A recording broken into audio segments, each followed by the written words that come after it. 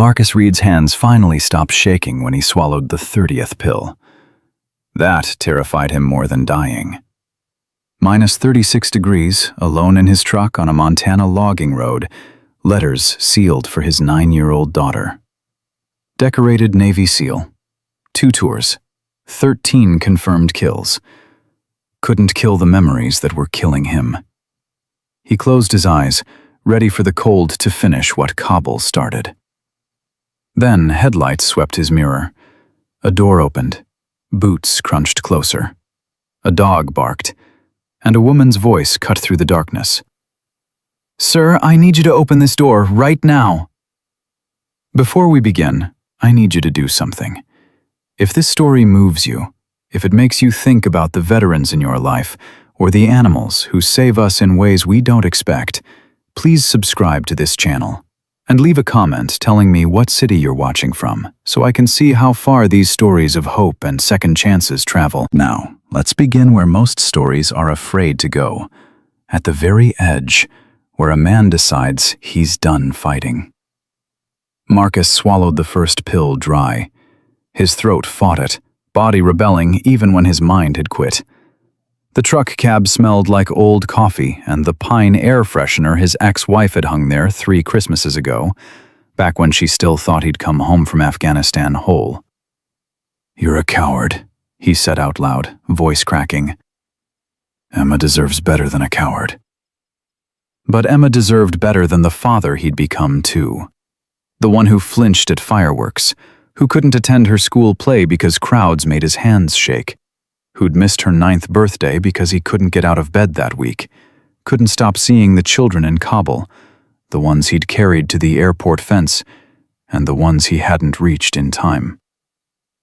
Rebecca's lawyer said Emma was exhibiting signs of secondary trauma from exposure to her father's mental health episodes. Fancy words for a 9-year-old, learning to be scared of her own dad.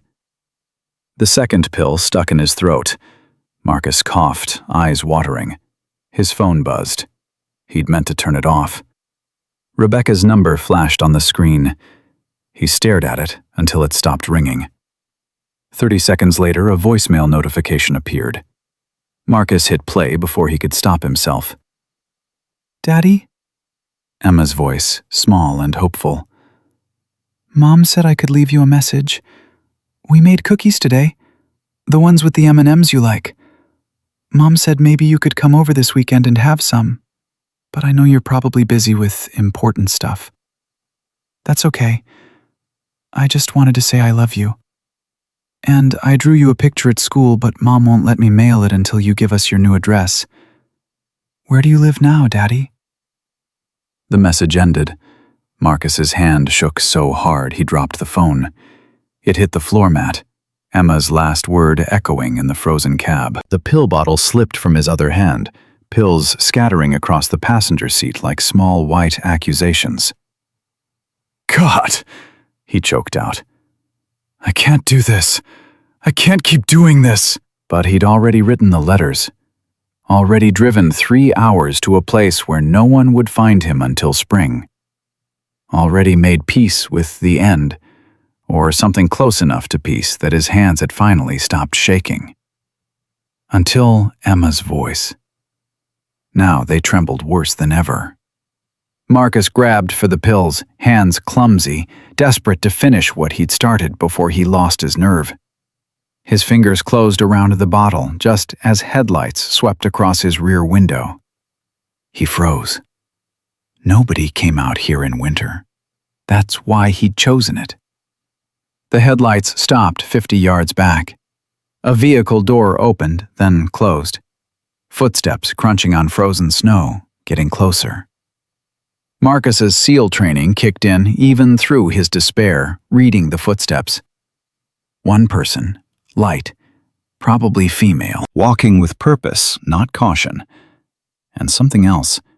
4-legged gait, heavier than the human, moving with disciplined precision. A dog. "Damn it," Marcus whispered. "Someone's lost. Or worse, someone's looking for him." Rebecca must have tracked his phone, sent local law enforcement. He couldn't let them find him like this, Pills everywhere, letters spread out like evidence of his failure. He shoved the pills under the seat, grabbed the letters, started to hide them.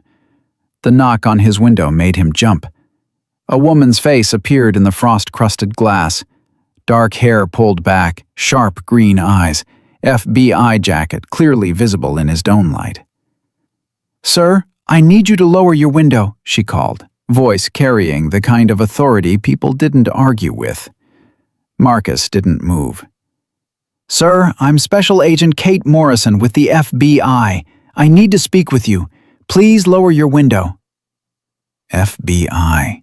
Not local cops. Not Rebecca's doing. Marcus cracked the window 2 inches. "I'm not doing anything illegal." "I didn't say you were." Her breath fogged in the gap. "But you've been parked here for 43 minutes in minus 36-degree weather with your engine off. That's either illegal stupidity or something worse, and I need to know which." "How long have you been watching me?" "Since my canine alerted to your vehicle 20 minutes ago. We're running a search operation in this area." Her eyes scanned what she could see of the cab's interior, landing on the pink envelope in his lap. "Got a daughter?" Marcus's throat closed. "I've got a niece," Kate continued, voice softening just slightly. "She's 8. Loves pink everything." "What's your daughter's name?" "Emma." The word came out before Marcus could stop it. "Emma. Pretty name." Kate's gaze shifted to something behind her, then back to Marcus. "Mr. Reed. Marcus Reed." "Mr. Reed, I'm going to be straight with you because you look like someone who appreciates straight talk. My canine partner is alerting to something in the woods beyond your truck. I need to check it out, but I can't leave you here like this. Your lips are turning blue, and you're shivering hard enough that I can see it through the window. So you've got 2 choices. You come sit in my vehicle where it's warm while I investigate, or I call for medical assistance and they transport you whether you want to go or not." "I'm fine." "You're hypothermic, and those aren't vitamins you shoved under your seat when you saw my headlights." Marcus's jaw clenched. "You don't know what you're talking about." "I know what a suicide setup looks like, Mr. Reed. My brother—" She stopped, jaw working. "I know what it looks like. And I know I don't have time to argue because there's a 19-year-old girl missing out here, and every minute I waste could be the minute that costs her life." The words hit Marcus like a slap. A 19-year-old girl. Missing. While he sat here feeling sorry for himself, someone's daughter was out there in this cold, scared, maybe dying. Just like the girls in Kabul he couldn't save. "Her name is Sophia Chen," Kate said, reading something in his face. "Disappeared 3 days ago from a truck stop 40 miles south. Last ping on her phone was in this area. My canine picked up a scent trail that led us here, but it doesn't stop at your truck. It continues into the woods, so I need to follow it. Now." Marcus looked past her. A German shepherd sat 20 feet away, perfectly still, eyes locked on the tree line. Even in the darkness, Marcus could see the dog's focus, the coiled readiness. "That's Atlas," Kate said. "He's never wrong. If he says Sophia came through here, she came through here. So here's what's going to happen. You're going to get out of this truck and sit in my vehicle. I'm going to give you a heat pack and a thermos of coffee that probably tastes like motor oil, and you're going to stay alive for the next 20 minutes while I check out whatever Atlas is alerting to. Can you do that?" "Why do you care if I stay alive?" Kate's eyes hardened. "Because my brother didn't, and I have to live with the fact that I missed the signs. I'm not missing them again. So you can be pissed at me for interrupting your plan, but you're going to be pissed and warm. Now get out of the truck, Mr. Reed." Something in her voice, the raw edge of old grief, made Marcus's hand move to the door handle. He stepped out into cold so brutal it stole his breath. Atlas immediately moved between Marcus and the woods, not aggressive, just present. a wall of fur and muscle and absolute certainty. "He's protective," Kate said, already moving toward the tree line, flashlight cutting through darkness. "Come on." Marcus followed without knowing why. Maybe because Kate hadn't asked about the pills. Maybe because she'd mentioned her brother and then shut down. Grief recognizable even in a stranger. Maybe because he'd heard 19-year-old girl missing, and something in him that he thought was dead twitched back to life. Atlas led them 30 yards into the woods, then stopped at a cluster of disturbed snow. Kate crouched, examining something Marcus couldn't see in the darkness. "Tire tracks, recent, maybe 12 hours old?" She stood, following the tracks with her flashlight. "Two vehicles stopped here. One blocked the other in, forced position." "Ambush point," Marcus heard himself say. "You use terrain to control movement, force them to stop where you want them." Kate's head snapped toward him. "Military?" "Navy SEAL, retired." "Recently?" 2 years. Something shifted in Kate's expression. Understanding, maybe, or pity. Marcus didn't want either. Atlas moved ahead, nose working the ground with systematic precision. He stopped at a patch of snow, pawed at it once, then sat. The trained alert position. Kate hurried over, dropped to her knees, started brushing snow away with gloved hands. She pulled something free, held it up to her flashlight. A cell phone. Screen smashed, but casing still intact. "Sophia's phone," Kate breathed. "She had a purple case with sparkles. Her mother told me she'd saved for 3 months to buy it." Her hands moved faster, finding something else. A small gold necklace, chain broken. "And her St. Christopher medal. Her grandmother gave it to her." Marcus watched Kate bag both items with shaking hands that had nothing to do with cold. She keyed her radio. "Morrison to base. I've got Sophia's phone and necklace. Location is..." She rattled off coordinates. "Tire tracks indicate 2 vehicles. Forced stop. Signs of struggle. Continuing track with K9. A male voice crackled back. "Copy. Medical en route to your position. ETA, 12 minutes. "Negative on medical," Kate responded. "I've got a witness who saw something. I need him conscious and talking, not sedated in an ER." Marcus's stomach dropped. "I didn't see anything." Kate stood, turned to face him. "You've been parked on this logging road for 43 minutes. These tracks are 12 hours old, which means you weren't here when this happened. But you drove past this access point to get where I found you, and this is the only road in or out. So you saw something. Maybe you didn't know what you were seeing, but you saw it." "I wasn't exactly paying attention to traffic." "Try." Marcus closed his eyes, not wanting to remember, not wanting to go back to those last conscious moments before he'd planned to stop being conscious at all. But Kate was right.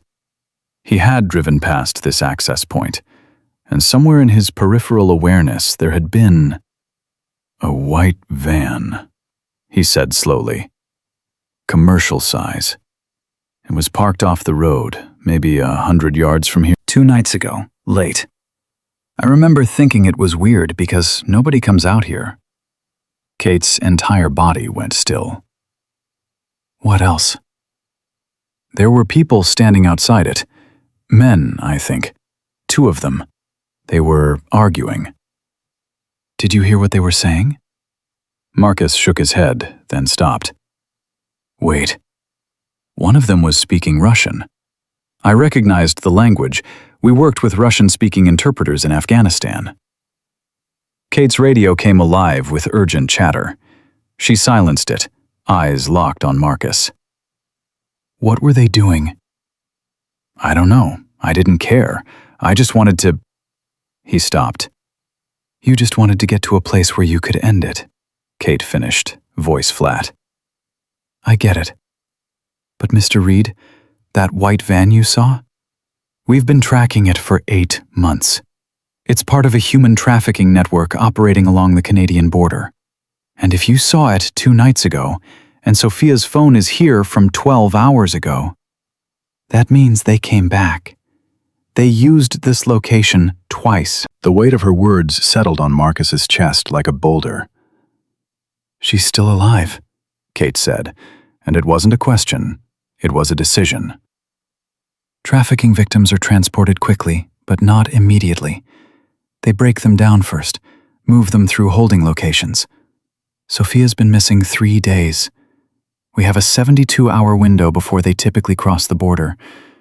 We're at hour 68. 4 hours, Marcus whispered. 4 hours if my intelligence is right. Maybe less. Kate's jaw clenched.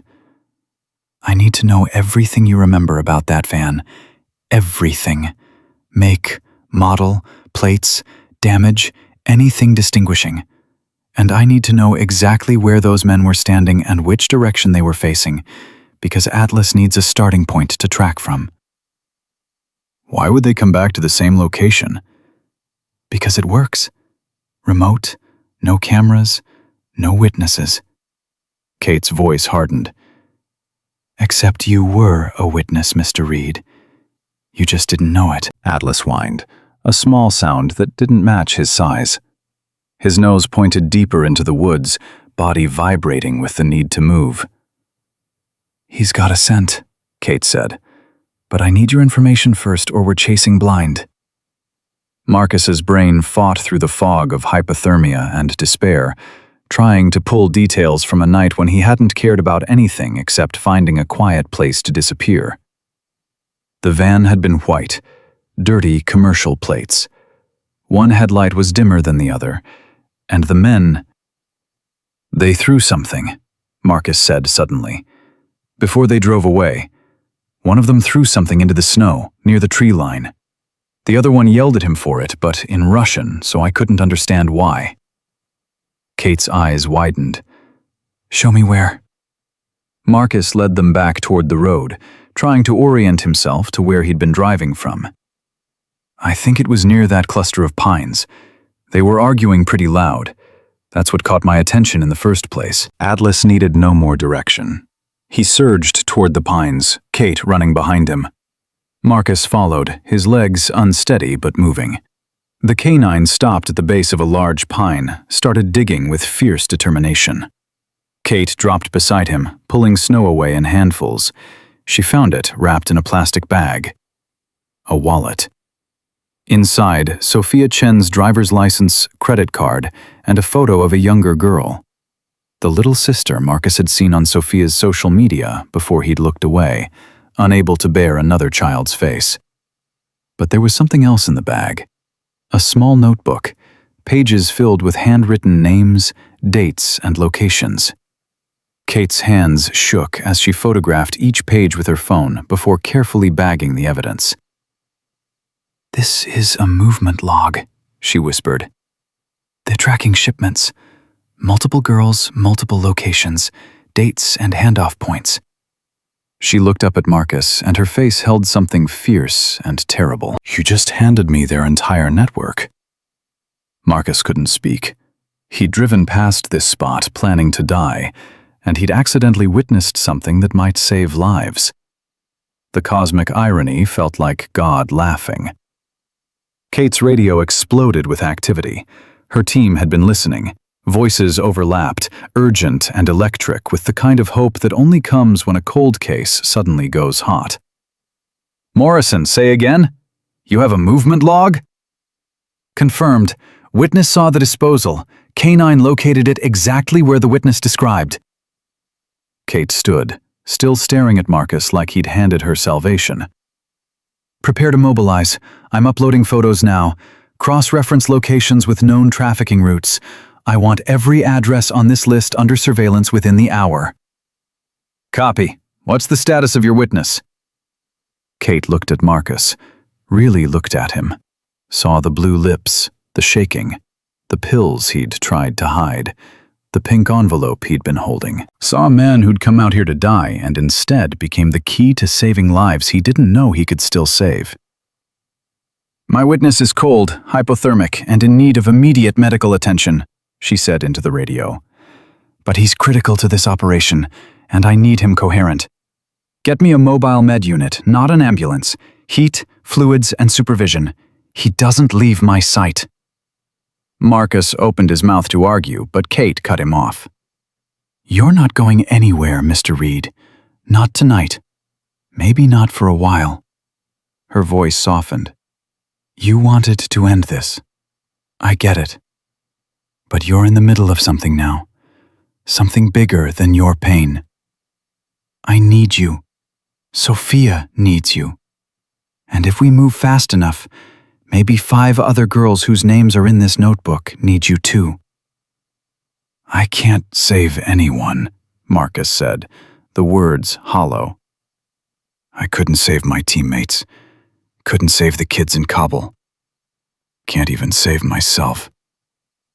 You already saved Sophia, and you didn't even know it. You remembered the van. You remembered the location. You gave Atlas a starting point. Kate stepped closer, her voice dropping. I don't know what you're running from, Mr. Reed. I don't know what kept you awake at night until you decided you couldn't do it anymore. But I know what my brother was running from, and I know he died thinking nobody needed him. You're wrong about that. Sophia needs you. I need you. So you're going to get in that medical unit.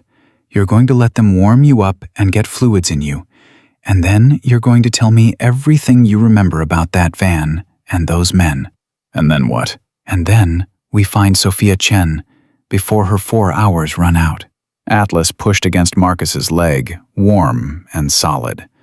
The dog looked up at him with dark eyes that held no judgment, only expectation, like he knew Marcus was supposed to be here, like this moment had been waiting for him all along.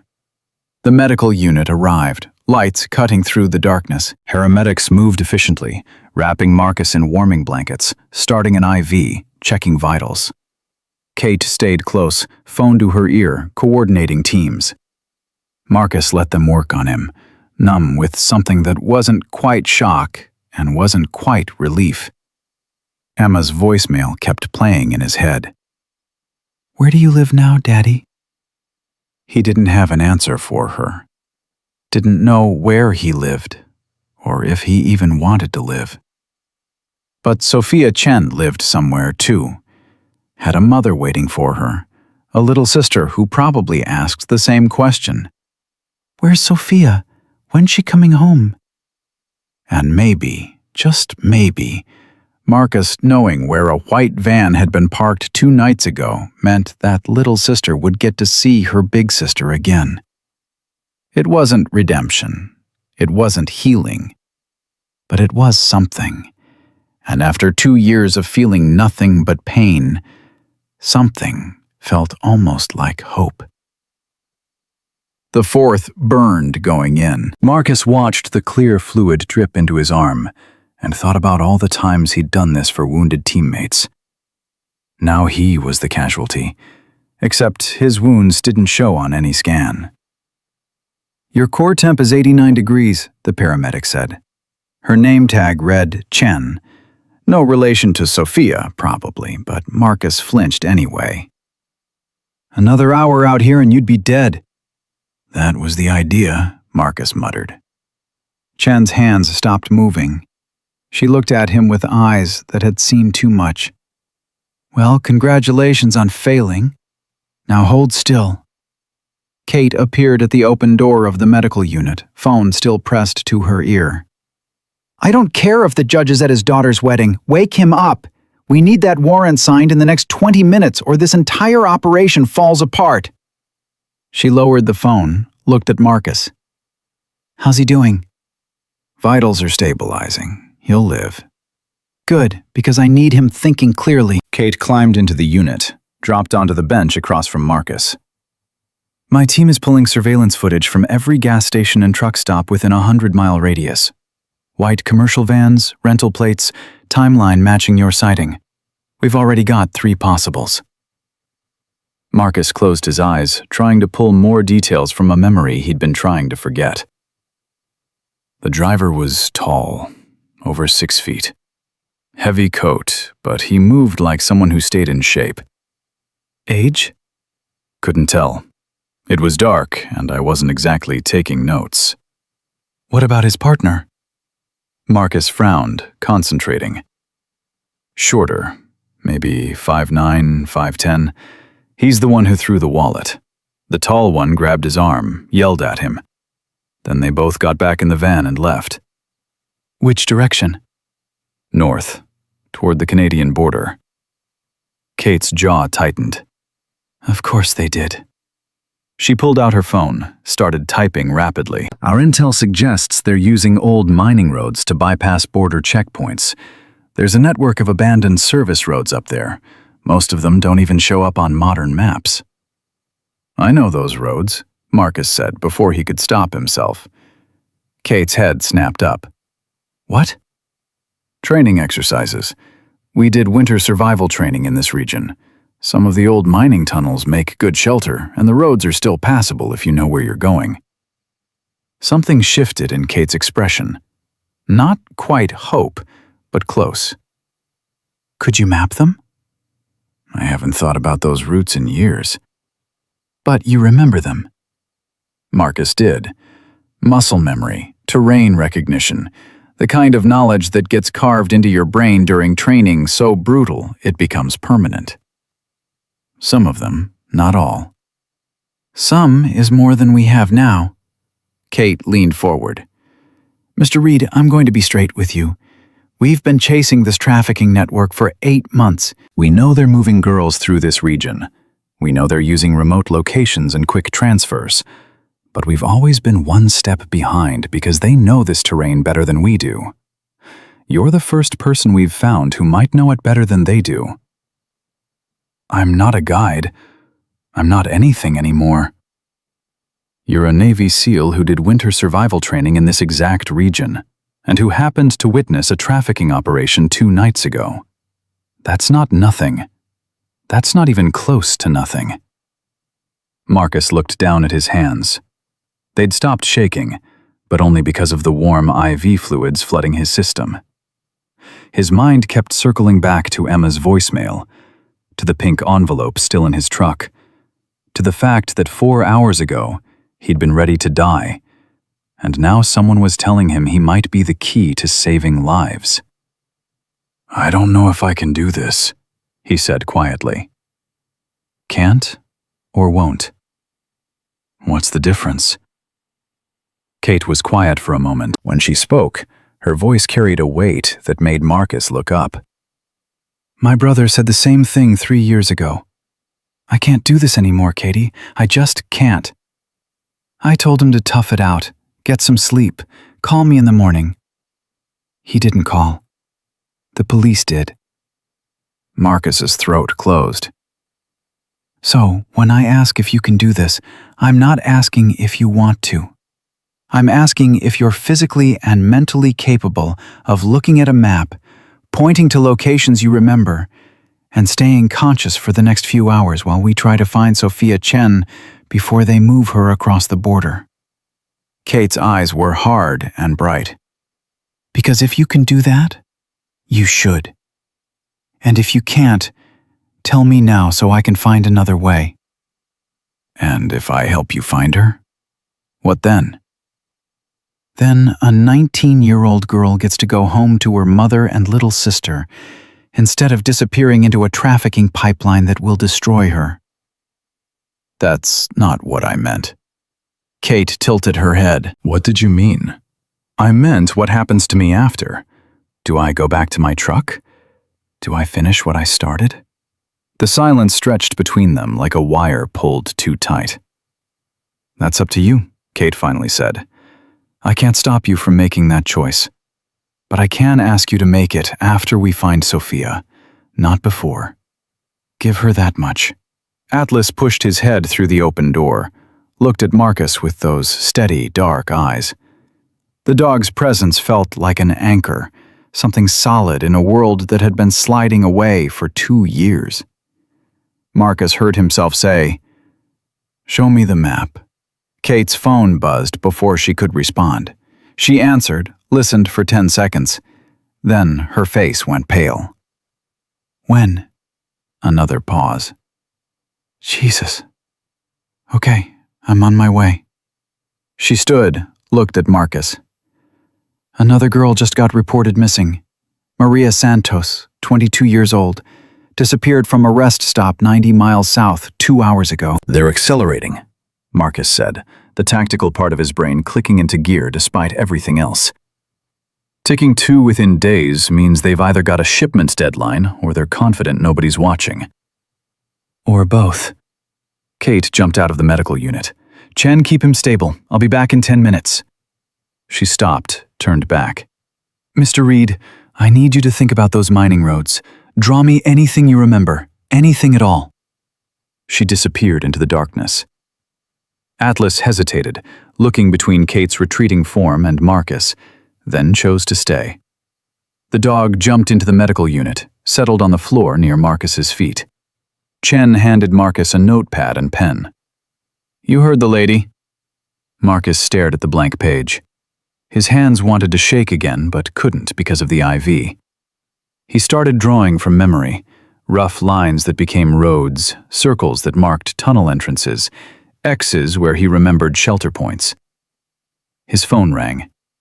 Emma's ringtone, the one he'd never changed, even after Rebecca took her away. Chen glanced at the phone screen. You gonna answer that? Marcus shook his head.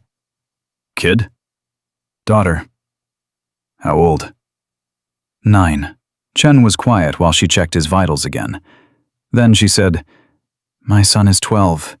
He asks about my job sometimes.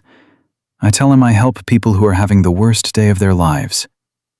He asked me once if I ever get scared that it'll be his worst day and I won't be there. She met Marcus's eyes. I told him I'm scared of that every single day.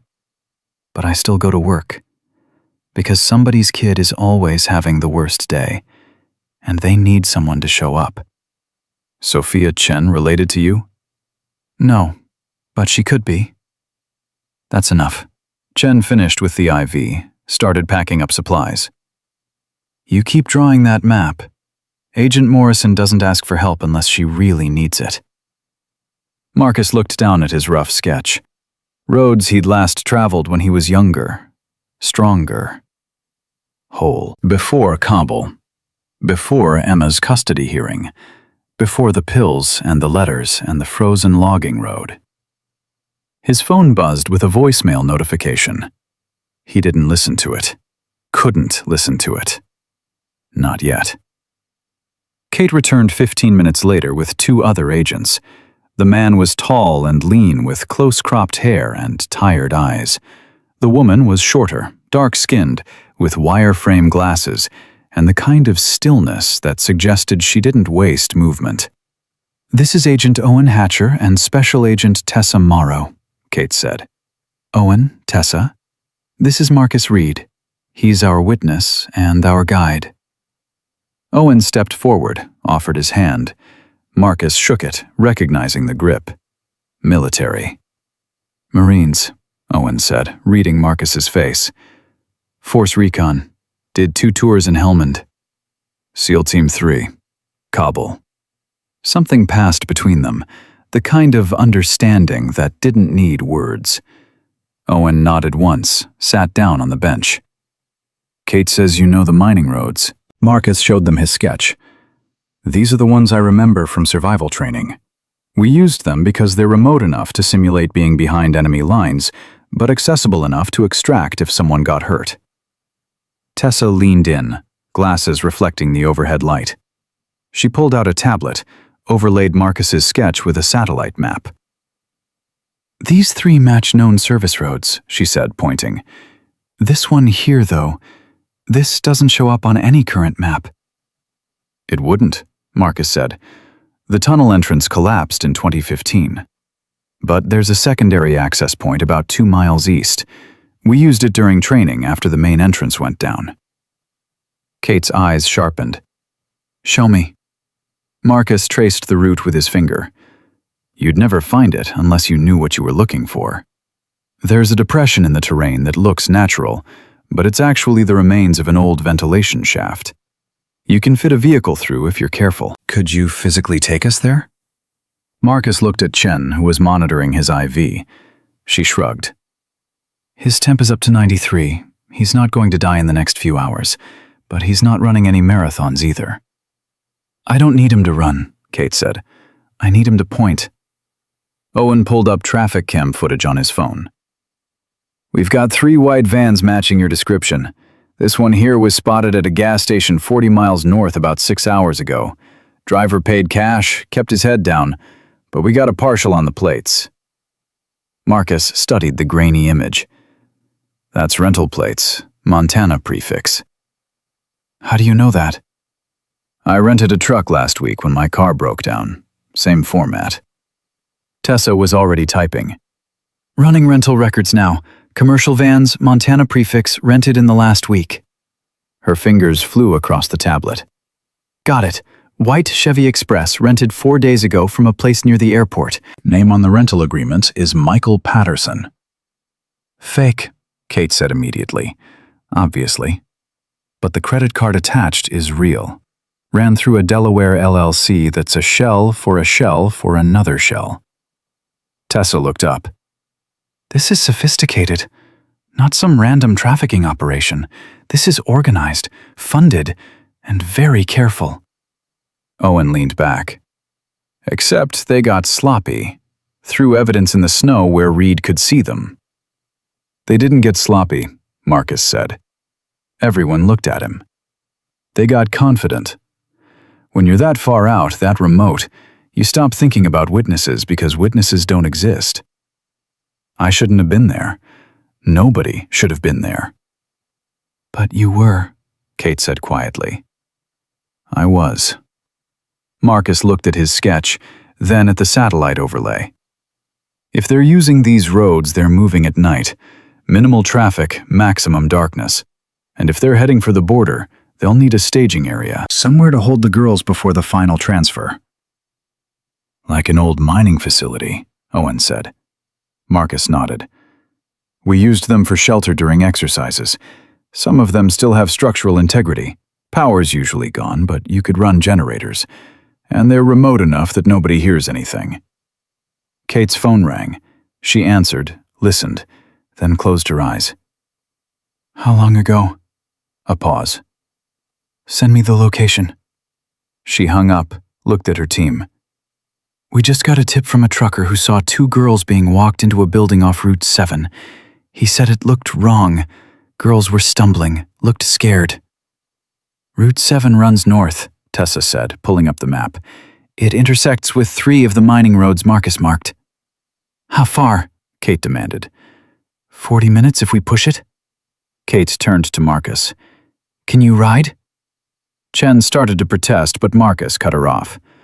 I can ride. Then let's move. Owen, coordinate with state police, but keep it quiet. I don't want sirens announcing our arrival. Tessa, pull everything you can find on mining facilities along Route 7. Building permits, safety reports, anything that tells us which structures are still standing. She looked at Marcus. You're with me. Atlas 2. They loaded into Kate's SUV. Marcus sat in back with Atlas, the dog's warmth pressed against his leg.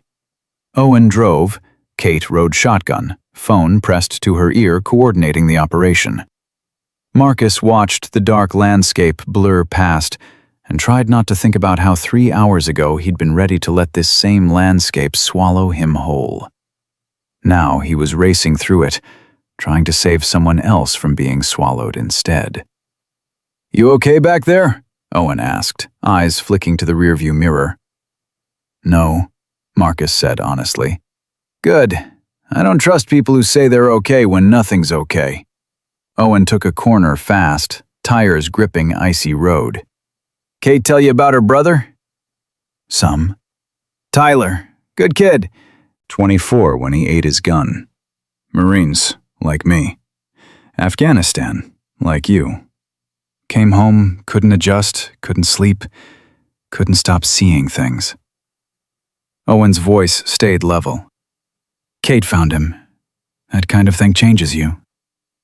Marcus understood why Kate had looked at him the way she had, why she wouldn't let him stay in that truck. "She saves people now," Owen continued. "That's how she deals with not saving Tyler. Some people drink, some people rage. Kate saves people. Obsessively, dangerously. She'll run herself into the ground if you let her." "Why are you telling me this?" "Because you're not the only one in this vehicle who's thought about checking out.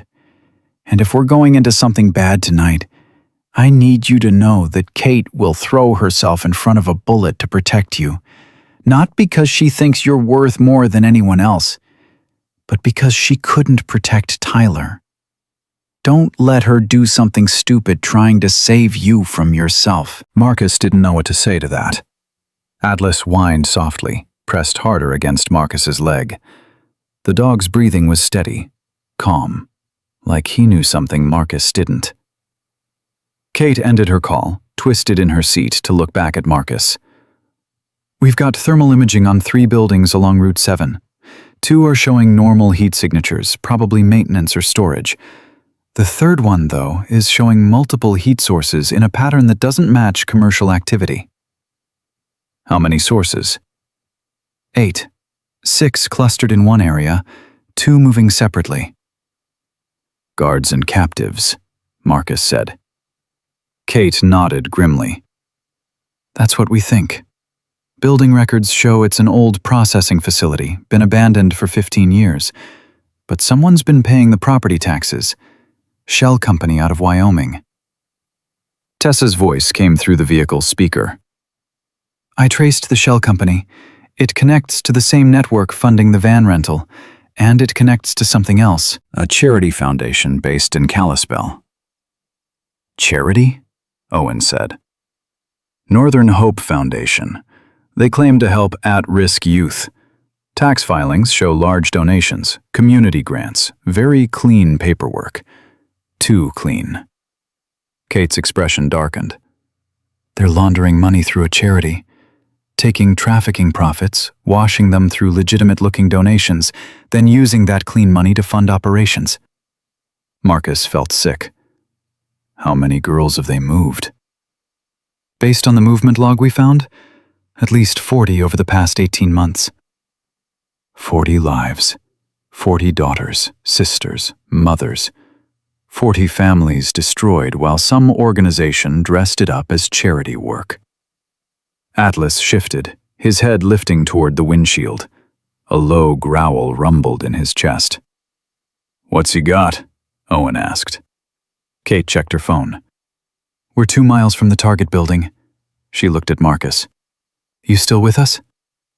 Marcus's hands were shaking again, but not from cold this time, from adrenaline. From anger, from something that felt almost like purpose. "I'm with you." "Good, because this is where it gets real." Owen killed the headlights a quarter mile out. They rolled forward in darkness, engine barely audible over Marcus's heartbeat. The old processing facility appeared as a black mass against blacker sky, one window glowing dim orange like an infected wound. Kate pulled out binoculars, studied the building. 2 vehicles parked rear. White van matches our target. Second one is a pickup truck, Montana plates. "Local," Owen said quietly. "Or local adjacent. Tessa, run those plates." Tessa's voice crackled through the radio. "Already on it. Registered to a James Kowalski, Whitefish address. No criminal record. Works as a maintenance supervisor for the county." Marcus felt his stomach drop. County maintenance has access to abandoned buildings. Keys, codes, knowledge of which places are actually empty. Kate lowered the binoculars. "And which ones won't be checked?" Jesus, how deep does this go? "Deep enough that they've moved 40 girls without getting caught," Owen said. Atlas was vibrating now, a low, continuous growl that Marcus felt through his whole body. The dog wanted to move, needed to move, every instinct screaming that there were people in that building who needed help. Kate keyed her radio. All units, this is Morrison. We're going in quiet. Thermal shows 8 heat signatures, possibly 6 victims and 2 hostiles. Local law enforcement may be compromised, so we're FBI only on this. Rules of engagement are rescue first, apprehension second. These girls have been through enough. We don't add to their trauma by turning this into a firefight. Understood? A chorus of quiet affirmatives came back. Owen, you're with me on the main entrance. Marcus, you and Atlas take the rear. If anyone runs, Atlas stops them. Non-lethal if possible. Kate paused. You good with that? Marcus's hands had stopped shaking entirely now. His SEAL training had kicked in fully, turning fear into focus, desperation into discipline. I'm good. Then let's go get them. They moved through frozen darkness, boots careful on icy ground. Marcus stayed low, Atlas pressed against his left leg, the dog's breathing controlled and purposeful. They'd never trained together, but somehow the canine understood what Marcus needed, adjusted his pace, his position, reading Marcus's body language like they'd been partners for years. The rear entrance was a metal door, rusted at the hinges but recently used. Fresh scratches in the frost, footprints not yet filled with new snow. Marcus tested the handle. Locked, but cheap. He could force it. Kate's voice whispered in his earpiece. Hold position. Thermal just picked up movement. Someone's walking toward the front door. Marcus froze. Atlas's ears swiveled, tracking sounds Marcus couldn't hear. Hostile is exiting the building, Kate breathed. Male, 6 feet, heavy build. He's lighting a cigarette. Owen, can you get an angle? Negative, too exposed. If I move, he'll see me. Marcus heard the man's boots crunching on gravel, coming around the side of the building, coming toward the rear entrance. Coming toward Marcus. Reed, hostile is heading your way, Kate whispered urgently. Do not engage unless necessary. Marcus pressed himself against the wall, Atlas flattening beside him. The dog's training was impeccable. Not a sound, not a movement, just coiled readiness. The man rounded the corner, exhaling smoke, muttering in Russian. He was 10 feet away when his phone rang. He answered, still speaking Russian, something about timing and transportation. He stopped walking, focused on the call. Marcus could take him. 3 steps, quick strike to the throat, disable before he could call for help. But Kate had said non-lethal, rescue first. And Marcus's hands were still shaking from hypothermia, his reflexes not quite trustworthy. The man ended his call, took one more drag on his cigarette, then turned back toward the front of the building. Marcus didn't breathe until the footsteps faded. He's going back inside, Kate said. Windows closing. We move now. 30 seconds on my mark. Marcus counted down in his head, hand on the door handle. Atlas pressed closer, ready to surge forward the moment the door opened. Mark, Kate said. Marcus forced the door. The lock gave with a crack that sounded like thunder, but was probably nothing. He slipped inside, Atlas flowing through behind him like smoke. The interior smelled like rust and fear, and something chemical that made Marcus's eyes water. A hallway stretched ahead, dim emergency lighting casting everything in sickly yellow. Voices carried from somewhere deeper in the building. One male, authoritative, speaking accented English. You eat, you sleep. Tomorrow you go to better place. Good jobs waiting. This is opportunity, yes? A female voice responded, younger, trembling. I want to call my mother. No phones, not safe. They track phones. We protect you. Marcus's rage was so sudden and complete it made his vision blur. That voice, that poisonous, false kindness, dressing captivity as protection. Atlas pulled him forward, nose working, tracking something specific. The dog led them down the hallway to a door with new locks on the outside. Marcus heard breathing on the other side, multiple people, quiet crying. He tried the locks. too solid to force without tools or noise. Kate's voice in his ear. "We're in. Front room is clear. Moving toward voices." "I've got a locked door, rear hallway," Marcus whispered. "Multiple people inside. Sounds like victims." "Can you breach?" "Not quietly." "Then wait. We take the hostiles first, then we open doors." Marcus wanted to argue but knew she was right. Bursting through now would alert everyone, turn this into chaos. He pressed his hand against the door, heard a soft gasp from the other side. "Someone's there," a female voice whispered. "I heard something." "Shh," another voice hissed. "Don't make noise. They'll come back." Marcus's throat closed. They were terrified. Of him. Of anyone. Because anyone could be another captor, another lie dressed as rescue. "Federal agents," he whispered through the door, barely audible. "FBI. We're getting you out. Stay quiet. 2 minutes." Silence. Then, "Are you real?" The question broke something in Marcus's chest. Are you real? As if hope itself might be another trick, another trap. "I'm real," he said. "We're real." 2 minutes. A crash echoed from deeper in the building, shouting. Owen's voice yelling, "Federal agents, get on the ground!" Atlas lunged forward, pulling Marcus toward the noise. They rounded a corner into a larger room. Kate had a man pinned against the wall, the one who'd been smoking outside. Owen was advancing on a second man, younger, wild-eyed. And in the corner, huddled on stained mattresses, were 4 girls. Not 6. 4. Marcus's tactical brain registered the discrepancy even as he scanned for threats. Thermal said 6. They'd found 4. 2 were missing. "Where are the others?" Kate demanded, pressing her knee harder into the man's back. He spat something in Russian. "English," Kate snarled, "or I let my canine ask the questions." Atlas's growl filled the room, deep and promising violence. The man's eyes widened. "They already go. 2 hours ago. Different transport." Kate's face went white. "Where?" "I don't know. I just hold them here. Others do moving." "Liar." Kate pulled him up, slammed him against the wall again. "You work for Volkov. You know exactly where they went." The second man bolted, just turned and ran for a side door Marcus hadn't seen.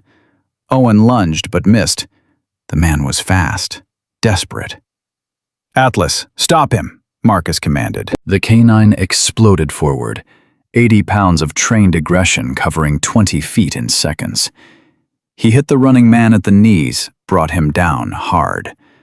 The man screamed, tried to fight, but Atlas had his arm, not biting through, but holding with enough pressure to make struggling impossible. "Good boy," Marcus breathed. "Hold him." Owen reached them, cuffed the man while Atlas maintained his grip. 2 down. But if 2 girls are already gone, we find them, Kate said flatly. She turned to the 4 girls huddled in the corner. Her voice transformed, became gentle. "You're safe now. I'm Special Agent Kate Morrison with the FBI. Nobody's going to hurt you.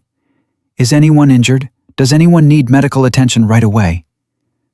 The oldest girl, maybe 20, stood slowly. Her face was bruised, one eye swollen. "Are you really FBI? They said FBI was coming, but it was a lie. They said lots of things."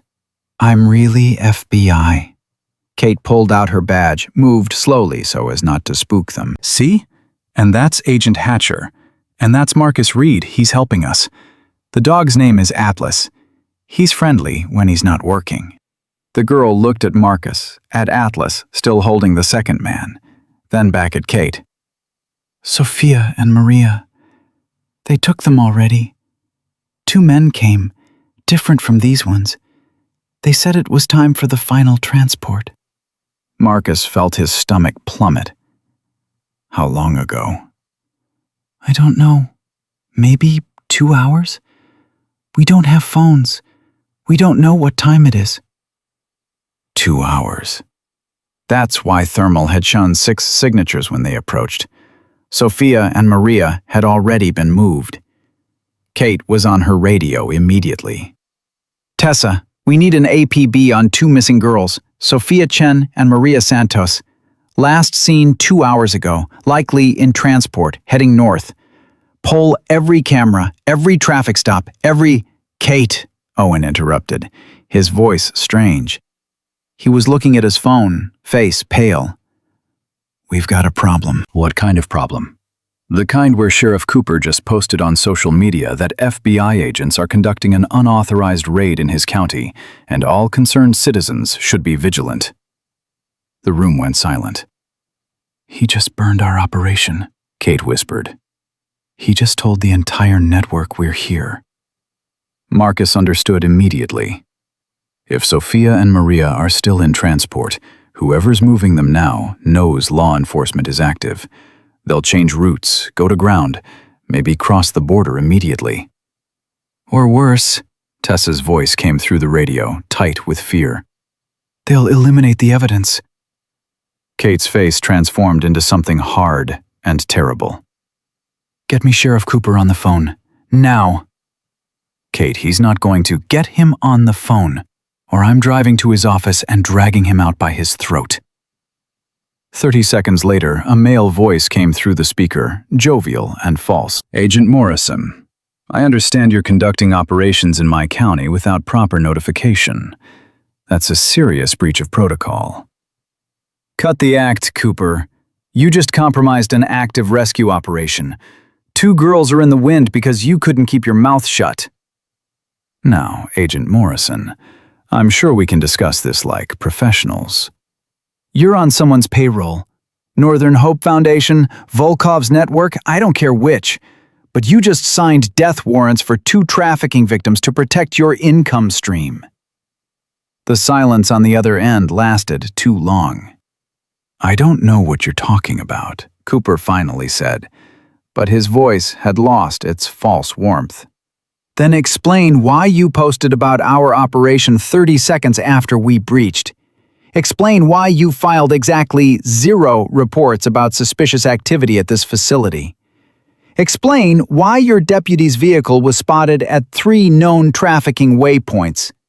Kate's voice was ice.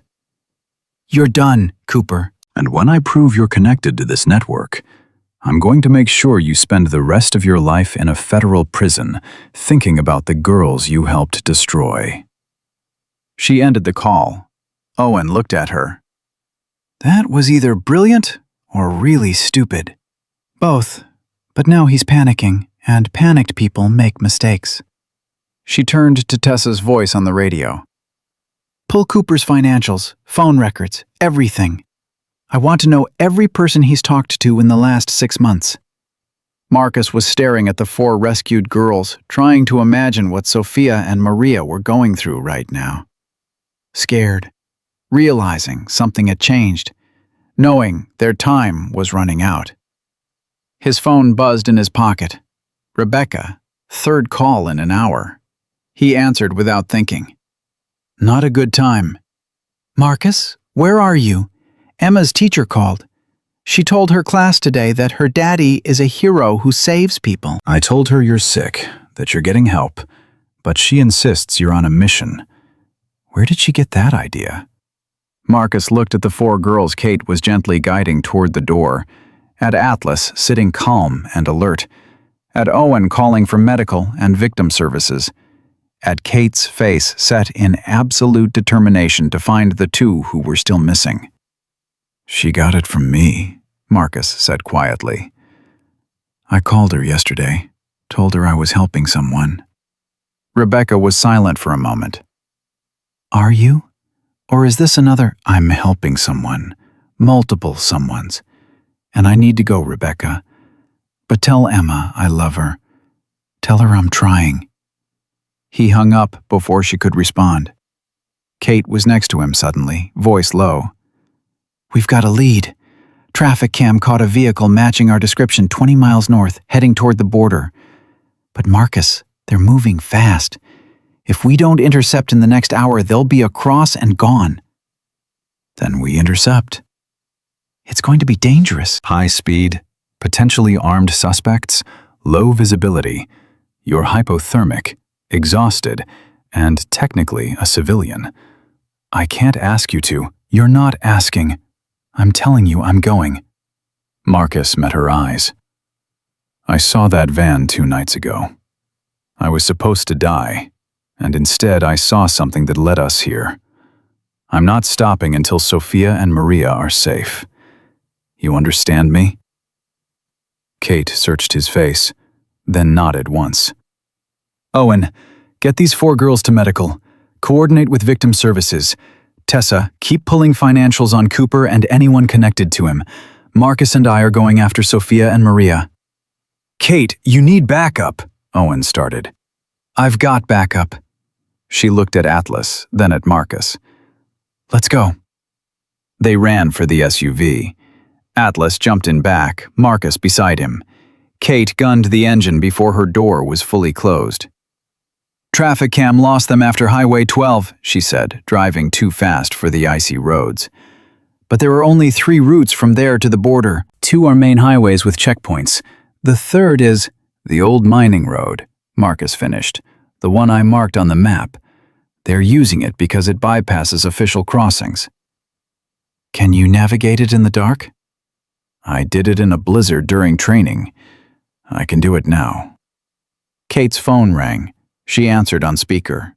Tessa's voice was urgent. Kate, Cooper just made 6 phone calls in 3 minutes, all to burner numbers. One of them pinged off a tower near your current location. Marcus and Kate looked at each other. They know we're coming, Marcus said. They know we're coming, Kate agreed.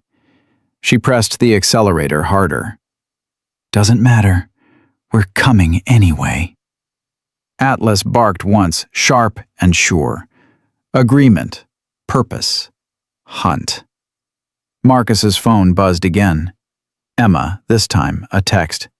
Mom says you're busy. That's okay, Daddy. I'm proud of you. He closed his eyes, felt something crack open in his chest that had been sealed shut for 2 years. Proud. His daughter was proud of him, not for what he'd been, but for what he was doing right now. Marcus? Kate's voice pulled him back. I need you sharp. Can you do that? I'm sharp. Good, because we're about to find out if we're fast enough to save them, or just fast enough to watch them disappear. The road ahead curved into darkness, and somewhere in that darkness were 2 girls who needed saving. Marcus had driven out here to die. Now he was racing to keep someone else alive. God had a sick sense of humor. Or maybe, Marcus thought, looking at Atlas's steady presence, at Kate's fierce determination, at his daughter's text message. Maybe God had known all along that Marcus Reed wasn't done yet. Not even close. The mining road appeared exactly where Marcus remembered, half hidden by overgrown brush and deliberately unmaintained. Kate nearly missed it. Marcus grabbed her arm, pointed. There, cut your lights. She killed the headlights, guided the SUV onto the narrow track by moonlight alone. The road was rougher than Marcus remembered, frozen ruts that jarred his still recovering body with every bump.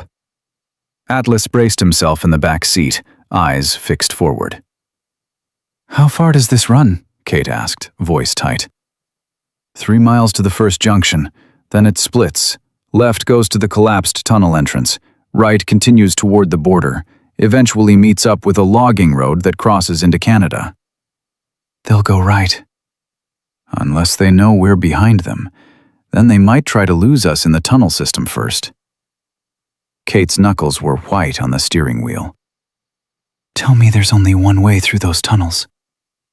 There's not. There's at least 4 exits I know about. Probably more I don't. Jesus. Marcus's phone buzzed. Tessa. Reed, I've got bad news. Cooper made another call. It pinged off a tower that triangulates to your exact location. They know you're on the mining road. They know you're coming. Kate slammed her palm against the steering wheel. How is he tracking us? I don't know, but he is. Kate, you need to assume they're setting up an ambush. This could be a trap. Marcus's mind raced. The first junction. It's a natural choke point. If I wanted to stop pursuit, that's where I'd do it. Kate looked at him. What do you suggest? We go on foot. Leave the vehicle a quarter-mile back. Approach on foot. They'll be watching for headlights, engine noise. They won't expect us to abandon the vehicle. That's a long walk in this cold. You're still hypothermic. I'm still breathing. Let's keep Sophia and Maria breathing too. Kate pulled off the road, killed the engine. The silence was immediate and absolute, broken only by their breathing and the tick of cooling metal. Atlas can track in the dark, Kate said. If they stopped anywhere near here, he'll find them. They moved out, Marcus's legs protesting every step. The cold bit through his jacket, his borrowed gloves, straight into bones that hadn't fully warmed. But the cold also sharpened him, kept him present, wouldn't let him drift. Atlas led them forward, nose to the ground, working the scent trail with absolute focus. Kate stayed close to Marcus, gun drawn, eyes scanning. You ever think about what happens after? Marcus asked quietly. After what? After we get them. After this is over. Where do those girls go? How do they live with what happened to them? Kate was quiet for a moment. Some of them don't. Some of them spend the rest of their lives trying to outrun it.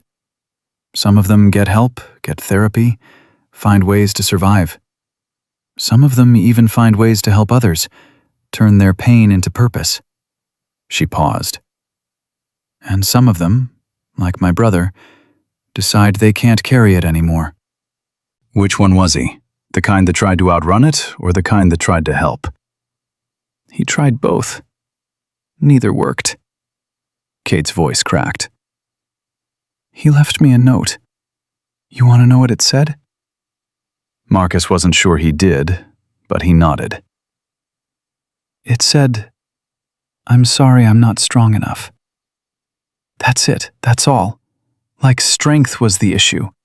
Like wanting to live was just a matter of toughening up. She wiped her eyes roughly. I hate that note. I hate that he thought weakness killed him, when it was a war that killed him. A war that sent him home broken, and then told him to fix himself. I wrote a note like that, Marcus admitted. In my truck, to Emma. It said almost the same thing. Yeah? Yeah. It said Daddy wasn't strong enough to keep fighting, but you are. Be strong for both of us. Kate stopped walking. That's a hell of a thing to put on a 9-year-old. I know. That's why I'm glad you found me before I could mail it. Atlas froze, ears forward. Kate raised her fist. Stop signal. They stood motionless, listening. Voices carried through the trees. Russian, urgent. Then English, accented but clear. We cannot wait. FBI is coming. We move now or we lose everything. Volkov will kill us if we lose the merchandise. Volkov will kill us if we get caught. Move them, now. Marcus's pulse spiked.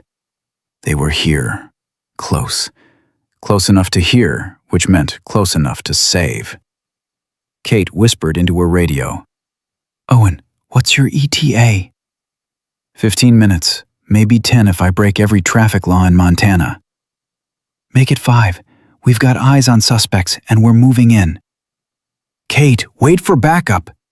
She muted the radio, looked at Marcus. I can't wait. If they start moving those girls through those tunnels, we'll lose them. Then we don't let them start moving. You're not armed. You're barely standing. This is not your fight. The hell it isn't. Marcus met her eyes. I'm the reason you found them. I'm the reason we're here. I'm seeing this through. Atlas whined softly, pulling toward the voices. Kate made a decision. Stay behind me. If shooting starts, you hit the ground. Atlas, with me. Quiet approach. They crept forward. Through the trees, Marcus saw them. 2 vehicles parked at the tunnel entrance. One, the white van, one, a dark sedan. 3 men standing outside, arguing. And in the van's open side door, 2 figures huddled together, hands bound. Sophia and Maria. Marcus's breath caught. They were alive. Scared, crying, but alive. One of the men was tall, expensively dressed despite the cold. Mid-40s, graying hair, face that looked cultured until you saw the eyes. Cold. Empty. This was Volkov. Had to be. You are being paid to transport, not to think, Volkov said, his English precise. These girls cross the border tonight, or you don't get paid at all. Simple economics. But FBI knows about the mining road. Then take a different route. Use the river crossing. I don't care how you do it. Just do it. Volkov checked his watch. I have buyers waiting. Very impatient buyers who paid significant deposits. I cannot refund deposits. You understand? Marcus felt his rage crystallize into something pure and terrible. Buyers. Deposits. Like Sophia and Maria were products on a shelf. Kate was calculating angles, odds, risks. 3 hostiles, 2 victims in direct line of fire. If I announce and they don't surrender immediately, those girls are in the crossfire. So we don't announce. That's not protocol. Protocol is what gets hostages killed. We take them by surprise, fast and hard. You're not trained for this. I'm a Navy SEAL. Taking enemy by surprise is literally what I'm trained for. Kate's jaw worked. If this goes wrong, it won't. How can you be sure?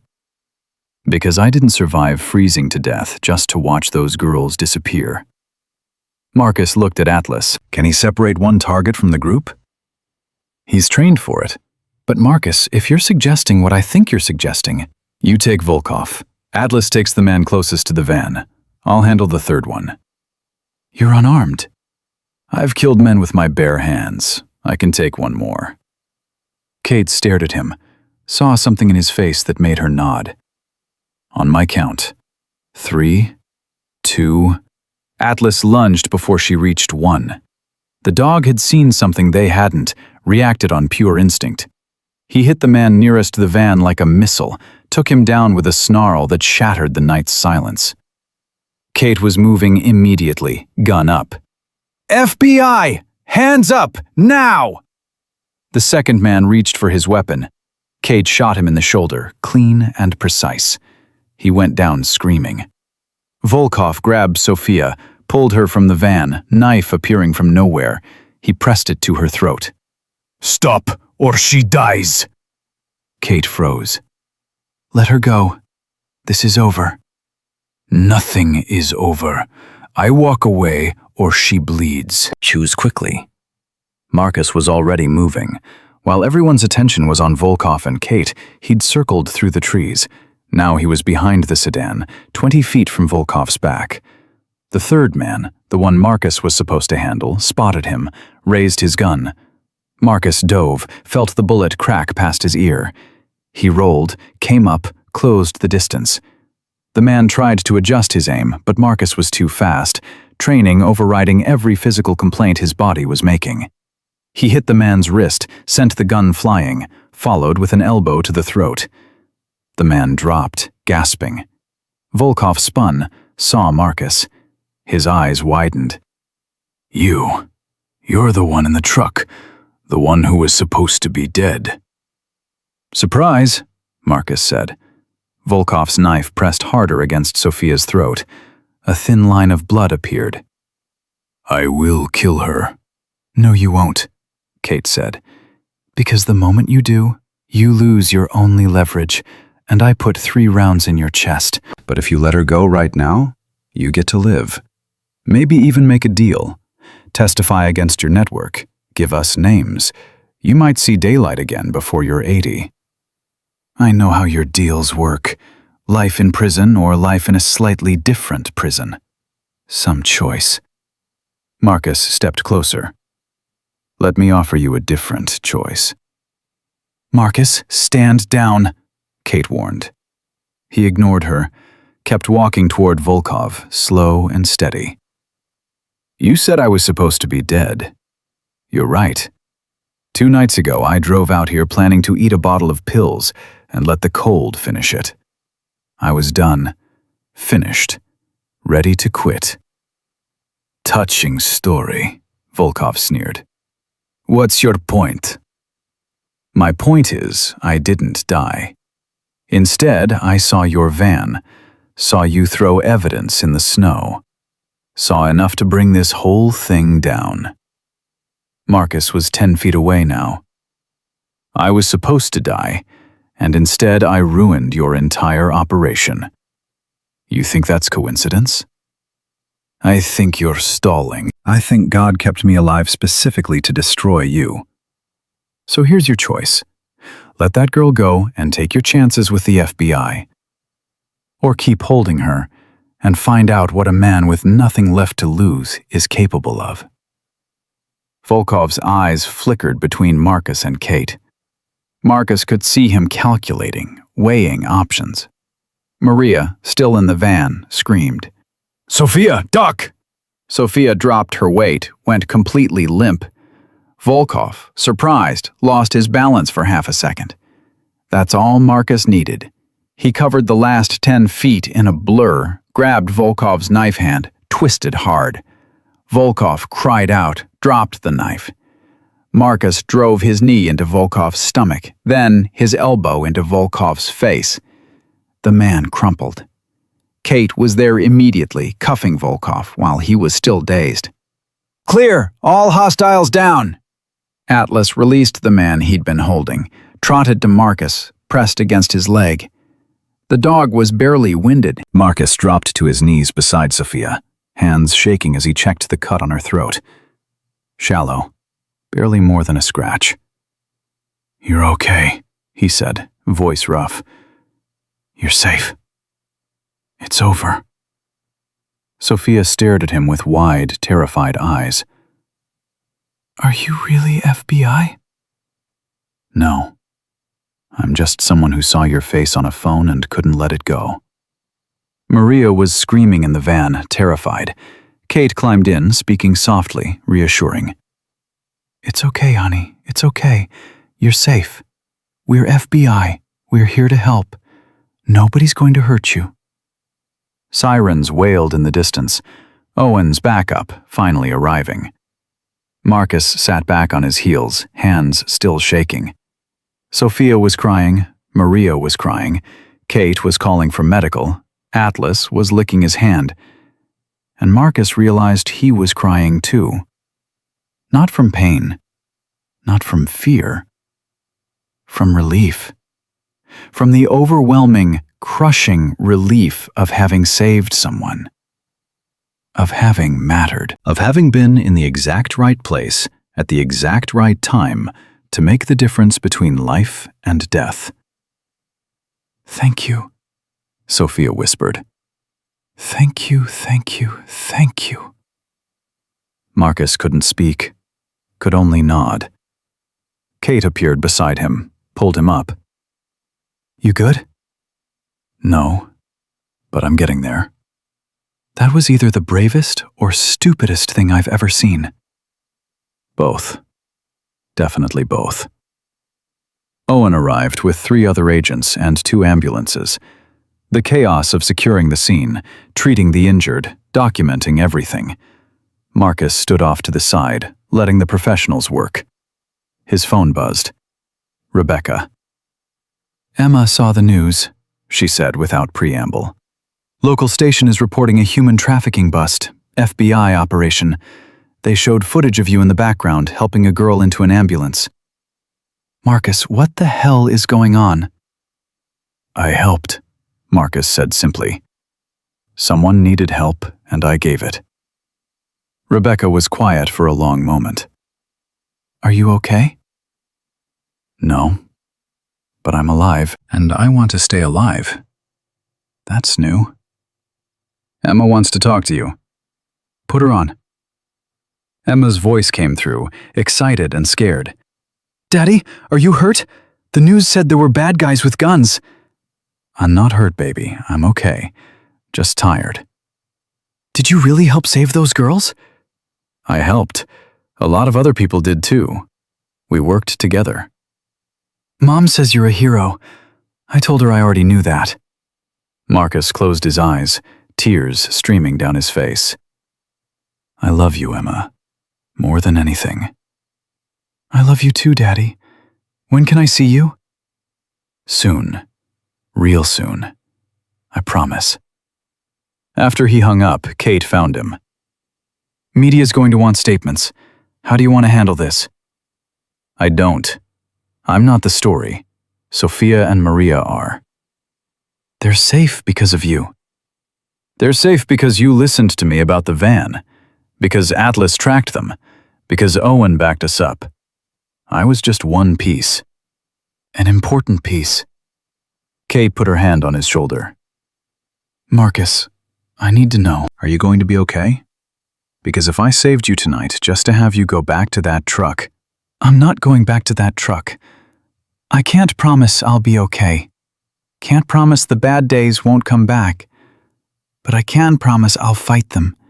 For Emma, for myself, for Sophia and Maria and every other person who needs someone to show up when it matters. Kate nodded, satisfied. Good. Because I'm going to need your help on the debrief, and possibly as a witness when we prosecute this entire network. You're stuck with me for a while. Could be worse. Atlas barked once. Agreement. Medics checked Marcus over again, forced more warm fluids into him, wrapped him in thermal blankets. He watched Sophia and Maria being loaded into ambulances, saw their mothers arrive, heard the screaming and crying and overwhelming relief of families reunited. Volkov was being loaded into a different vehicle, federal custody, headed for a cell he'd never leave. He looked at Marcus as they passed, tried to say something, but Marcus looked away. The man didn't deserve his attention, didn't deserve his rage or his satisfaction. Volkov was finished, and that was enough. Owen approached, looking exhausted. Sheriff Cooper tried to run. State police caught him at the airport. He had a go bag with $50,000 in cash and a one-way ticket to Belize. Good, Kate said flatly. It gets better. He's already trying to make a deal. Says he can give us the entire Northern Hope Foundation network. Names, locations, financials, everything. Kate's smile was sharp and cold. Then let him. We'll take his information and prosecute him anyway. Marcus's legs finally gave out. He sat down hard on the ground, back against a tree. Atlas immediately came over, laid down beside him, warm and solid. You did good tonight, boy, Marcus said, scratching behind the dog's ears. Really good. The dog's tail thumped once. Kate crouched down beside them. You need medical transport? I need sleep. And about a week's worth of therapy sessions. But I'll live. Yes, you will. She stood, offered her hand. Come on, let's get you somewhere warm. Somewhere that isn't a frozen logging road. Marcus took her hand, let her pull him up. His body screamed protest, but he stayed standing, stayed present, stayed alive. Because somewhere in the chaos of tonight, between the hypothermia and the pills and the desperate chase and the final confrontation, Marcus Reed had remembered something he'd forgotten. He was still a SEAL, still a father, still a man who could make a difference, still worth saving. The FBI safe house smelled like burnt coffee and clean linens, a strange combination that Marcus would forever associate with the first morning he woke up wanting to stay awake. His body ached in places he'd forgotten existed, hypothermia leaving gifts that would take weeks to fully unwrap. But he was warm and alive, and those two facts felt less like failures and more like victories. Kate knocked on his door at 6 a.m. You up? Been up since 4. Nightmares? Memories. Different thing. She came in carrying 2 mugs, handed him one. The coffee was terrible, exactly as promised. Sophia and Maria were released from the hospital an hour ago, both asking about you. Marcus's hands tightened on the mug. Why? Because you're the first person they saw after we found them. Because you told Sophia she was safe, and she believed you. Because sometimes survivors need to see the face of the person who helped save them to really believe it happened. I don't know what to say to them. You don't have to say anything. Just show up. Let them see you're real. Kate sat on the edge of his bed, exhaustion carved into her face. We got Cooper's full confession at 3 a.m. He's naming names, giving us locations, unraveling the entire Northern Hope Foundation network. Turns out it runs deeper than we thought. Politicians, business owners, even a few local clergy who were funneling donations. Marcus felt sick. How many girls? 73 over 3 years. That we know about. Could be more. Kate rubbed her eyes. But Marcus, because of what you saw, because you remembered that van, we're going to find them. Every single one we can. Bring them home. That doesn't fix what happened to them. No, but it stops it from happening to the next 73. She stood. Owen wants to debrief you at 9. Tessa needs your formal statement. And there's someone else who wants to talk to you, if you're up for it. My brother would have liked you. He always said the guys who admitted they were struggling were braver than the ones who pretended they were fine. Took me losing him to understand he was right. After she left, Marcus stared at his phone. 11 missed calls from Rebecca, 3 voicemails from Emma. He played the first one. Daddy, it's me. I saw you on TV helping those girls. Everyone at school is talking about it. My teacher asked if you could come do career day and talk about being a hero. I said, maybe. Is that okay? I love you. Marcus saved the message, played the second. Daddy, Mom says you're probably busy with FBI stuff. That's okay, but can you call me when you're not busy? I made you something. The third message was Rebecca. Her voice was different, softer. Marcus, I don't know what happened out there. But Emma's teacher showed the class a news clip and Emma burst into tears. Good tears. She said, "That's my daddy and he saves people." She hasn't said my daddy in months. She's been calling you Marcus. Rebecca paused. I'm not saying everything's fixed, but maybe we can talk. Really talk. About custody, about Emma, about you getting help. Call me. Marcus called before he could overthink it. Rebecca answered on the first ring. Marcus? I want to see Emma, not supervised, not through a lawyer. I want to see my daughter. I know. She wants that too. I'm not fixed, Rebecca. I'm not magically better because I helped with one case. The bad days are still there. The nightmares, the anxiety, all of it. But you're fighting now. That's different. She was quiet for a moment. The man I divorced had stopped fighting, had stopped trying. This man calling me now sounds like someone trying. That's enough for Emma to see. When? Saturday. She has a soccer game. You could come, watch, take her for ice cream after if she wants. Marcus's throat closed. I'd like that. Good. Don't disappoint her, Marcus. Please don't disappoint her again. I won't. I swear I won't. After they hung up, Marcus sat staring at nothing. Atlas, who'd apparently decided Marcus was his new permanent assignment, pushed the door open with his nose and trotted in.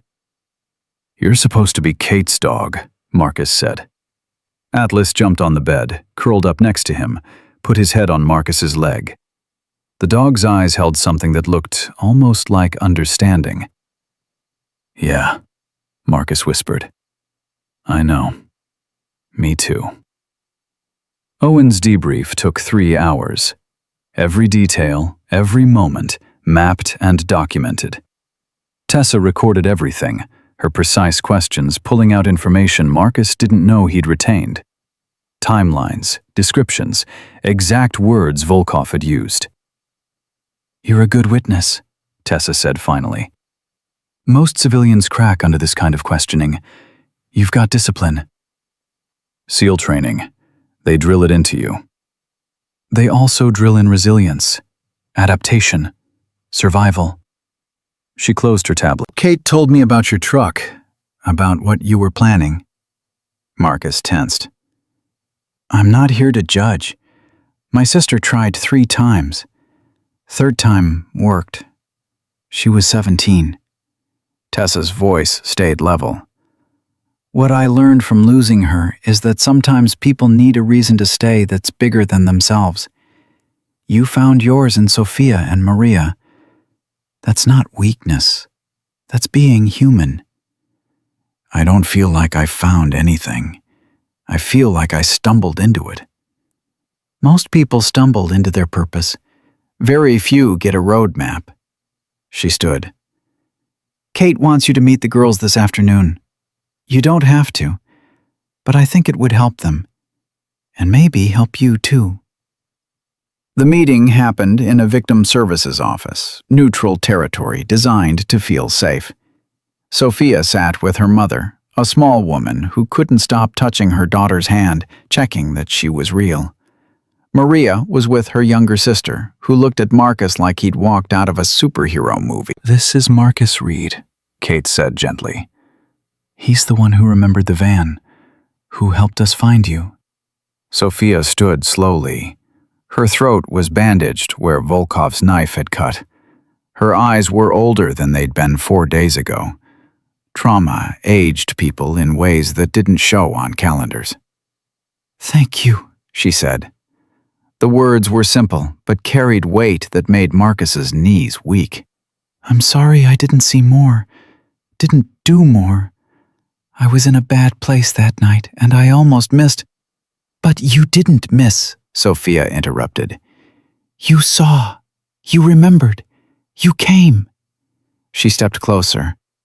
The FBI lady told me you were sick, that you were hurting, but you still helped anyway. That's the bravest thing I've ever heard. Marcus couldn't speak, couldn't breathe. This 19-year-old girl who'd survived hell was calling him brave. Maria stood too. My sister asked if I was scared when the FBI came. I told her I was scared right up until I saw you in that tunnel. Because you didn't look like FBI. You looked like someone's dad. And dads protect people. That's when I knew we'd be okay. The sister, maybe 13, spoke up. Are you really a Navy SEAL? Marcus nodded. Did you kill bad guys? I stopped bad guys from hurting good people. Sometimes that meant fighting. Sometimes it meant just being in the right place at the right time. Like with Sophia and Maria? Exactly like that. Sophia's mother approached, tears streaming. She took Marcus's hands in both of hers. You brought my daughter home. I don't know how to thank you for that. I don't have words big enough. You don't need to thank me. I'm just glad she's safe. You're more than that. You're an answer to prayer. I've been praying since the moment she disappeared. And God sent you." She squeezed his hands. "Even on your darkest night, God used you for good. Don't forget that." After they left, Marcus sat alone in the room for a long time. Kate found him there an hour later. "You okay?" "That woman called me an answer to prayer. Me, the guy who was swallowing pills and planning his funeral. Maybe that's exactly why you're an answer. Because you know what it's like to be in the dark and need someone to pull you out." Kate sat beside him. "I called the VA, got you an appointment with a trauma specialist, someone who works specifically with combat veterans. First session is Monday." "I don't know if I can do therapy." "You can't. You will anyway. Because you promised Emma you wouldn't disappoint her." Kate's voice was firm but kind. "And because I'm going to drive you there myself if I have to." "Why do you care? Your job was to find those girls. You found them. I'm just a witness." "You're not just anything, Marcus. You're someone who survived when survival felt impossible. And then you used that survival to save others. That matters. You matter." Marcus felt something crack open inside him, something that had been frozen solid for 2 years. He cried. Not quietly, not controlled, just cried while Kate sat with him and didn't try to fix it, didn't tell him to stop, just let him be broken for a little while. Saturday came bright and cold. Marcus stood on the sideline of a youth soccer field watching Emma run, her blonde ponytail flying, her face fierce with concentration. She didn't know he was there yet. Rebecca had wanted it that way, giving him the option to leave if he couldn't handle it. But he wasn't leaving. He was staying. Emma scored a goal. Her team erupted. She turned toward the sideline, scanning for her mother, and froze when she saw Marcus instead. He waved. She ran. Just left her team, left the field, ran straight toward him. The referee called something, but Emma didn't stop. She hit Marcus like a small missile, arms wrapping around his waist, face pressed into his stomach. "You came," she sobbed. "You really came." Marcus dropped to his knees, held her tight. "I'll always come, baby. Always. I promise." "I thought you were too busy being a hero." "I'm not a hero. I'm just your dad. And nothing is more important than being your dad." Emma pulled back, looked at him with eyes too serious for 9 years old. "Mom says you were sick. Really sick. But you're getting better?" "I'm trying to get better. It's hard. Some days are really hard. But I'm trying." "That's all you have to do. Just try. That's what my teacher says. Just keep trying." Rebecca approached slowly, gave them space. When Emma ran back to her team, Rebecca stood next to Marcus. "She hasn't slept well in months. Last night she slept all the way through.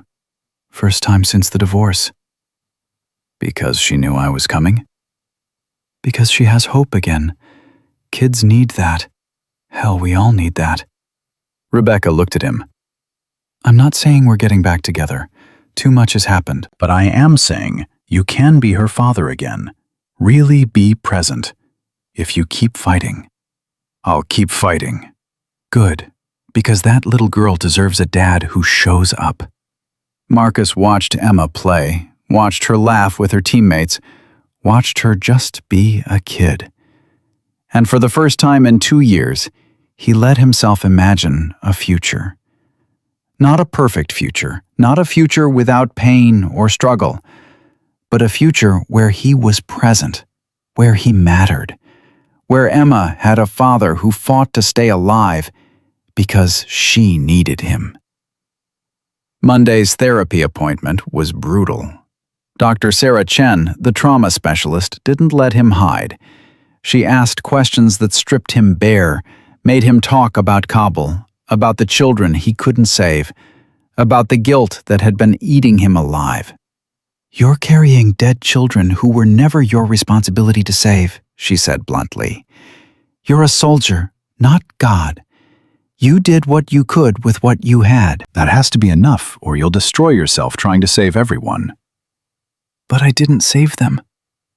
No, but you saved Sophia, and Maria, and 4 other girls whose names you probably don't even know. Those lives count, Marcus. They count just as much. "It doesn't feel like enough." It never does. That's the trap. The belief that you have to save everyone to justify surviving. But you don't. You just have to keep showing up. Keep trying. Keep fighting, even when fighting feels pointless. She leaned forward. The girls in Kabul died because of war, not because of you. The girls in Montana lived because of you. Both things are true. You get to claim both.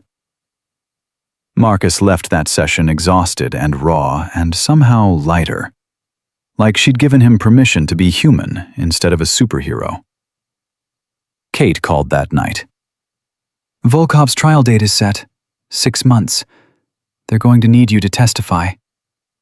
I'll be there. "Good.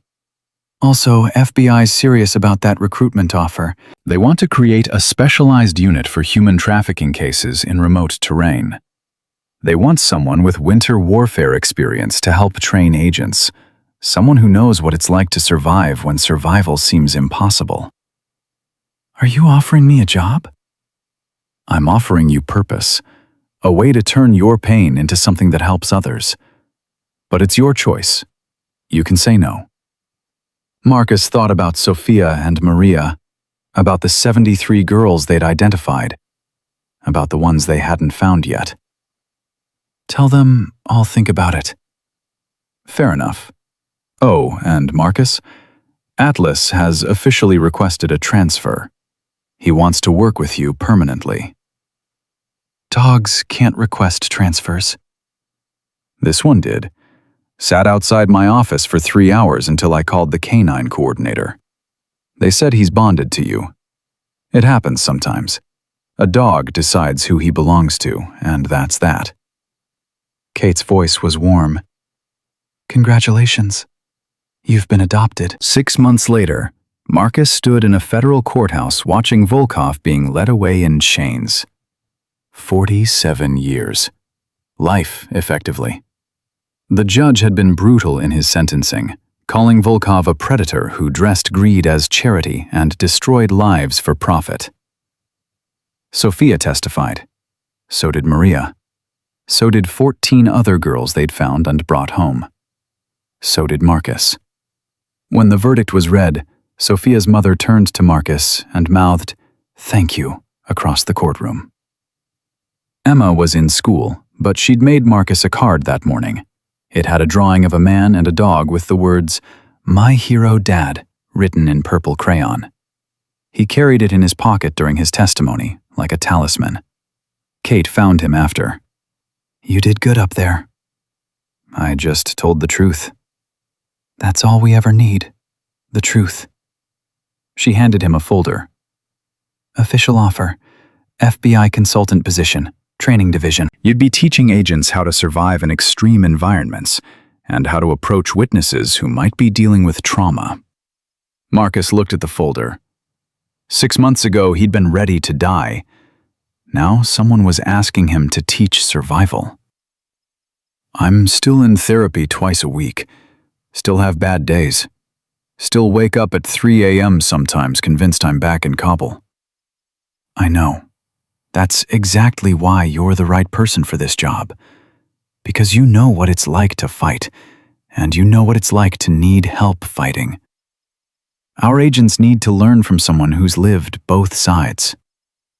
Marcus opened the folder, read the details. Good salary, benefits, flexibility for Emma's custody schedule and his therapy appointments.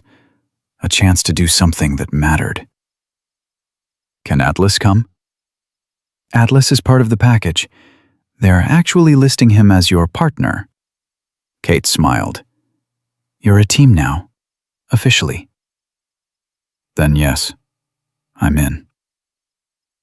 That Saturday, Marcus took Emma to the park. Atlas came too, had become a permanent fixture in their weekend visits.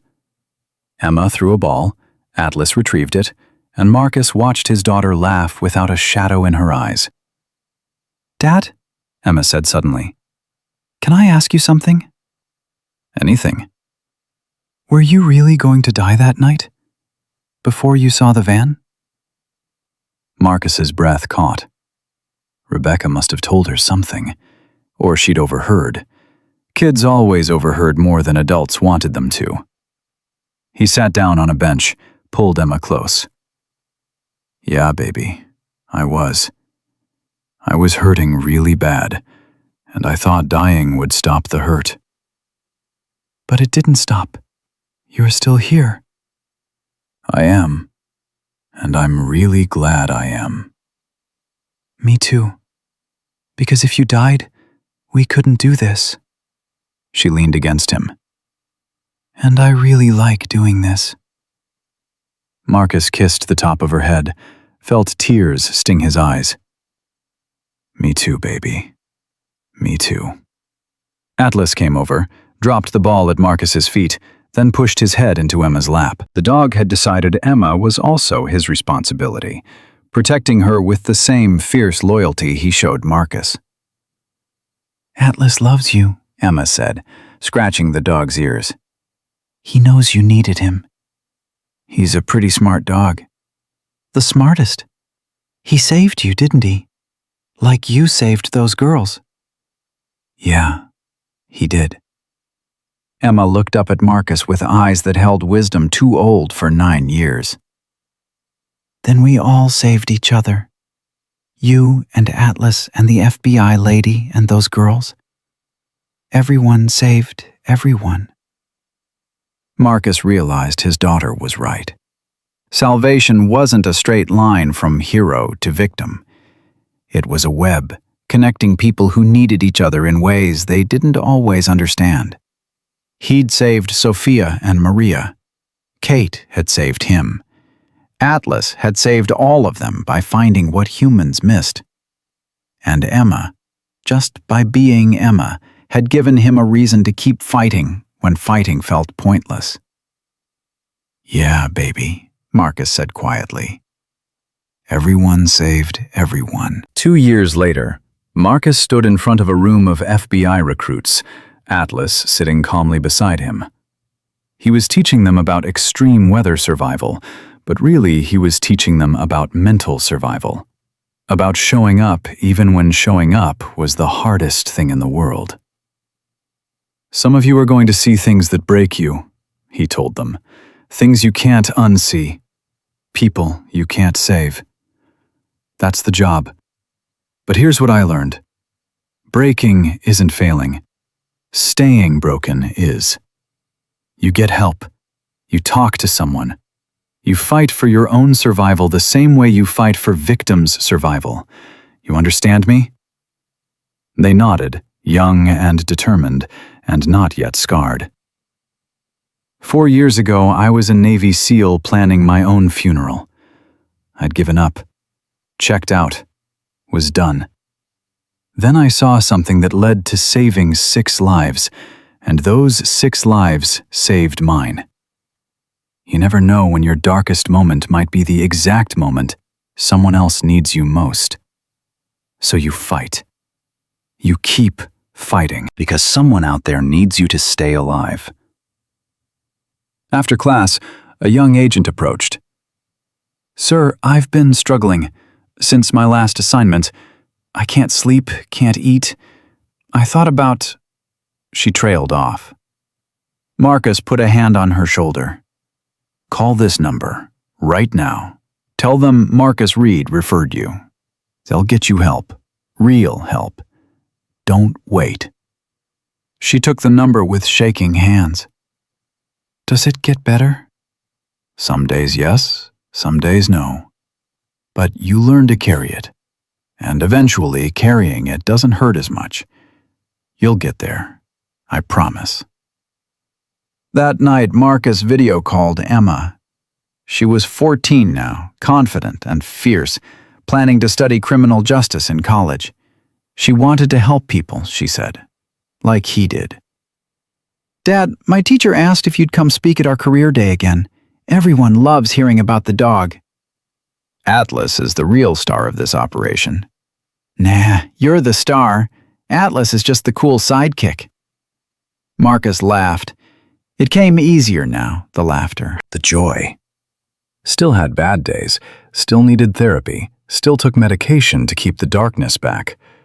But the good days outnumbered the bad now. That was something. After hanging up, Marcus stood on his small apartment balcony. Atlas pressed against his leg, warm and solid. The cold Montana air bit his face, reminder of the night Kate had found him. 4 years ago, he'd driven to a frozen logging road to die. Tonight, he stood breathing cold air and planning tomorrow's training session and thinking about Emma's soccer game on Saturday. 4 years ago, he'd believed his story was over. Tonight, he knew it was just beginning. Somewhere, a 19-year-old girl named Sophia was finishing nursing school. Somewhere, Maria was working at a nonprofit helping trafficking survivors. Somewhere, Kate was chasing another case, saving more lives. Somewhere, Owen was training new agents.